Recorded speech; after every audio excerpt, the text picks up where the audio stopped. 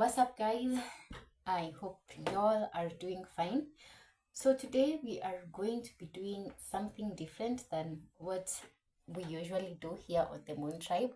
Today I am going to be playing you a couple of videos, things that happen in some African churches. Then I will try and explain to the best of my abilities of what is going on, share with you my theories as to what I think is the reason behind such behavior. And at the end of this video, guys, I will love to hear your opinion, because obviously your opinion matters.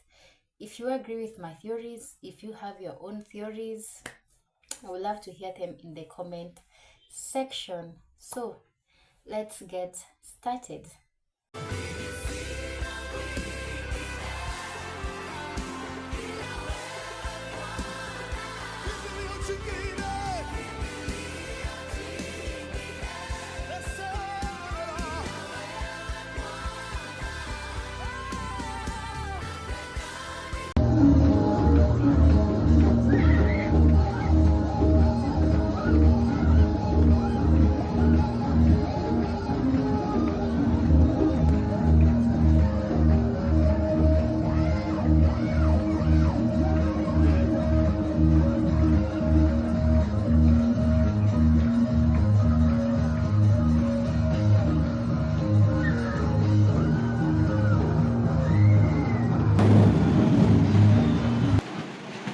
Without even touching her, the power of God has touched her. The flesh goes.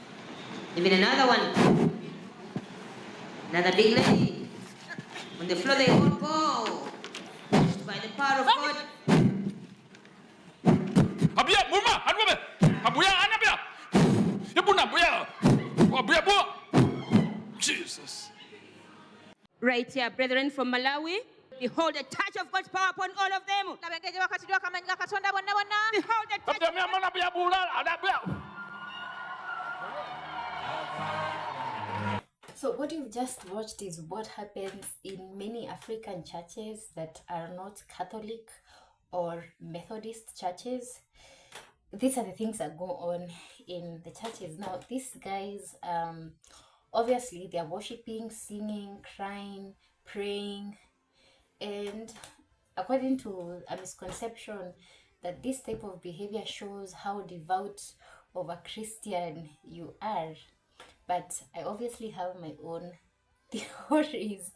Now, I personally think that most of the people in these clips that I've shown you are repressed, depressed, repressed, and oppressed. What do I mean?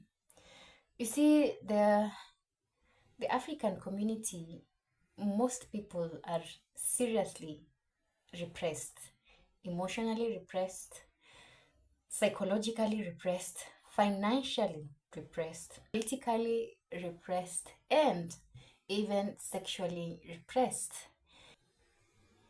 The church, now the church becomes their outlets. The church becomes a safe space for them where they can go and scream, shout, dance, do all these things, cry. Nobody asks you a question, nobody judges you, because they all presume you're praying to God. But the truth is, most of these people, this is an outlet for them. This is where they can truly feel all of their burdens have been lifted, all the burdens that they experience from Monday till Saturday on a daily basis.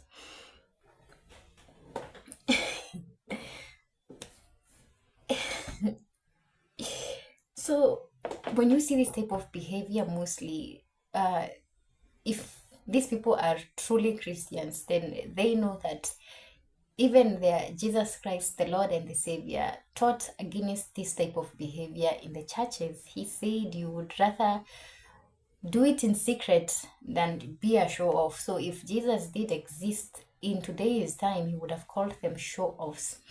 Now, I am not here to be Jesus' spokesman. When and if Jesus truly ever comes back, he will tell them himself. But to be honest, this is what I came to understand, is that the church is an outlet for most people who are repressed. Most of these people are in marriages that are not working out. Some are in abusive marriages, and they have no place to go and share. They have nobody to share with, and even if they share with their friends, they'll probably turn into gossip. So when you go to church, you can sing out your heart, you can cry out your heart, you can scream out your heart, you can jump out your heart, do anything for those few hours that you are in church to make you feel good, to make you, you have so much pressure built up throughout the whole week that you are even looking forward to church on Sunday. That is just one of my theories. Repression. They are also financially repressed, because what you come to figure is that most people work so hard here in Africa every single day. People put in so much effort and they get paid so little that they barely make ends meet. And it even becomes worse if you have a family, a big family, even if a small family looking up to you, and your financials are in strain. So the church then becomes a place where you can go and just cry out your pain. They beg and they wonder. They cried out to God, asking him, why is it that they cannot get their money correct, why they cannot get their finances correct, like what have they done wrong? Some people in this crowd have been so good throughout their lives, so good. I mean, so good. They have obeyed the system, they have done everything that they were told to do, but their lives are not what they wanted them to be. They find themselves in, again, abusive relationships. They find themselves in financial strain. They find that they're emotionally repressed. They have no outlet. They have no joy in their own personal lives. And so they go out to these spaces to cry and ask God why. This is the only safe space, unfortunately, for Africans to let go of their repression. My African brothers and sisters know that most of us are emotionally repressed. We are not allowed to show your emotion. I don't know if this is true for all the other places, but I would assume it is. It's nothing unique in Africa. But most people, showing your emotions is weakness, especially as an adult. You're not allowed to cry. You're supposed to be strong 24/7.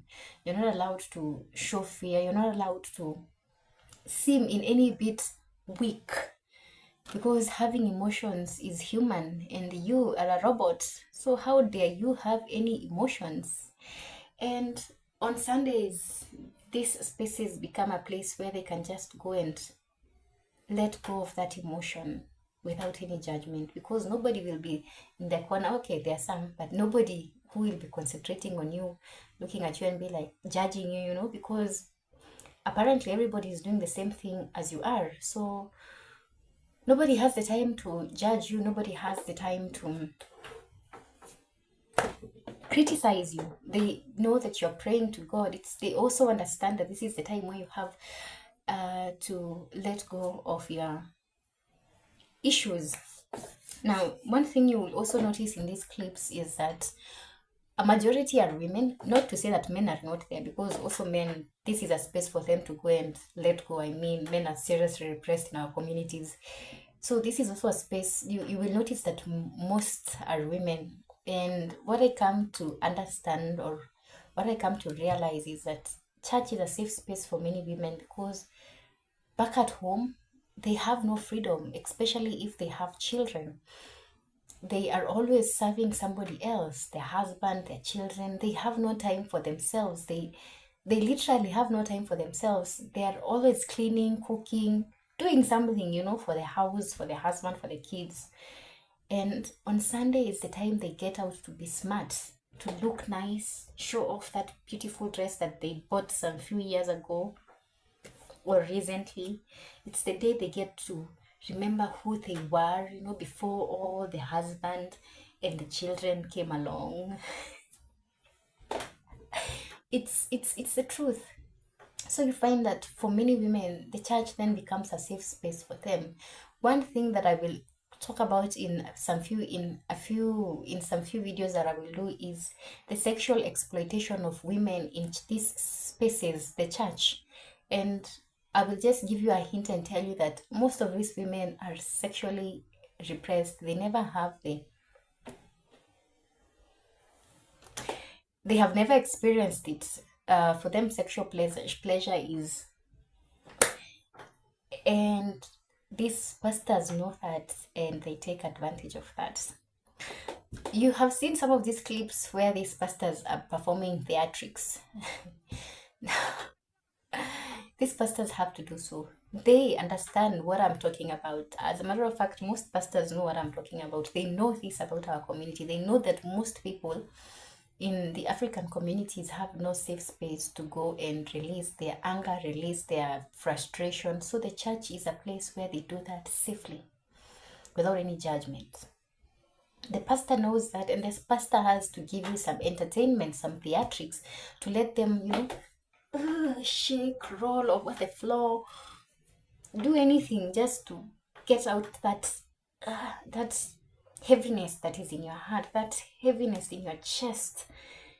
Perform whatever theatrics, and people love this because you have to admit most of our lives are boring.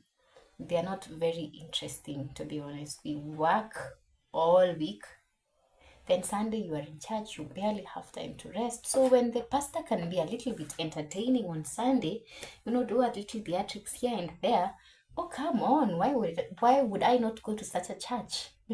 Have some entertainment, laugh, because there's a probability when I go back to my house, laughing will become a foreign thing. And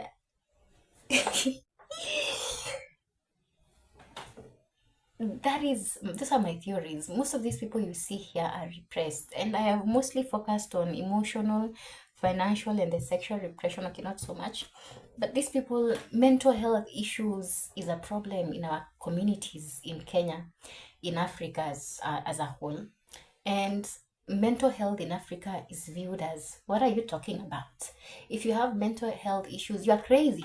Literally, like, mental health is like, ugh, it's nothing. It's like we don't have minds that can be sick. So mental health in Africa is really, it's almost unheard of. It's just these times that you get to hear people being advised to seek therapy, advised to seek counseling. But for most, they will never, because they don't want to be seen as weak. Yeah, what do you mean I cannot handle this situation? I can. I am strong.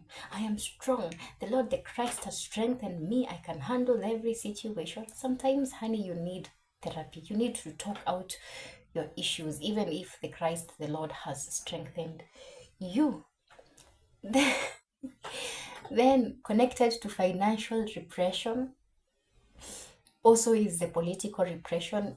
No safe space to politically say what you think. Most of our leaders are corrupt. They don't care about the people. They have no vision for the people. They are just there to eat the money that taxpayers give gladly to them every single day. And they're there to make themselves wealthy. And what most Africans don't realize is that this political repression then comes to your financial repression, and then you're repressed all around.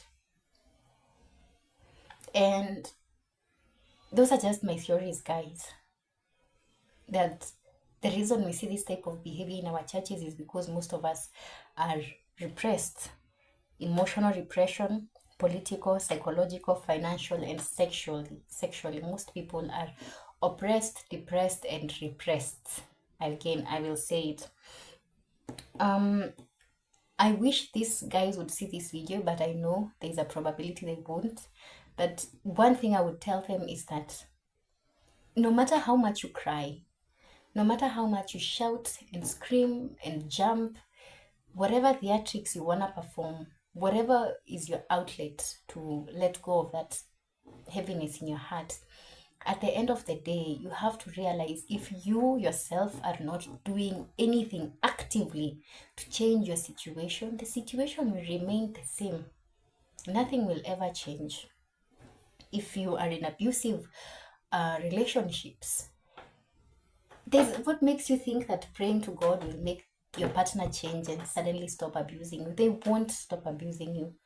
You have become their punching bag. You will always be their punching bag so long as you don't move, so long as you accept it. Emotionally repression, all of these things, financial repression, we don't understand money, we don't understand how the banks work, there's no financial literacy in Africa. We were not taught these things in school. You have to learn them on your own after you get out of school. And what you have to realize is that the people at the top, they have literally put their foot on our necks, that no matter how hard you work, you will never ever enjoy the benefits of your labor. You will just, they give you like, and then it's taken away, and then it's taken away. You will never actually eat the whole orange and feel the sweetness. You won't. They will just be putting, again, now that sweetness is gone. So they will always just be doing that to you. And as long as people ignore this issue, that the people at the top are not working for them, they are working for themselves, then the financial and the political repression will continue. What I wish was that these spaces were, how do I see this? I wish we could turn these spaces around. I wish the church would not only be a place where you come to vent, but a place where we actually come to seek, to look for solutions, because so many people attend these sermons, but at the end of the day, they go back to their problems, and then they repeat the cycle Monday to Saturday, and then Sunday again, they're back to venting. But nothing will change if you're not actively doing something to change that situation. Now, these are just my thoughts on these things that happen in some of the African churches. Guys, tell me what you think about it. Do you agree with me? Do you think that my theory is far-fetched? That I just don't get worship and praise and this type of devotion to God? Tell me in the comments below. I would love to hear your thoughts, and thank you so much for watching this video till the end. If you enjoyed it, don't forget to hit the like button so that this video can get to as many people as possible, because that is how most of the people who go to do these things in church will realize and get the message. Other than that, have a lovely existence. Bye bye.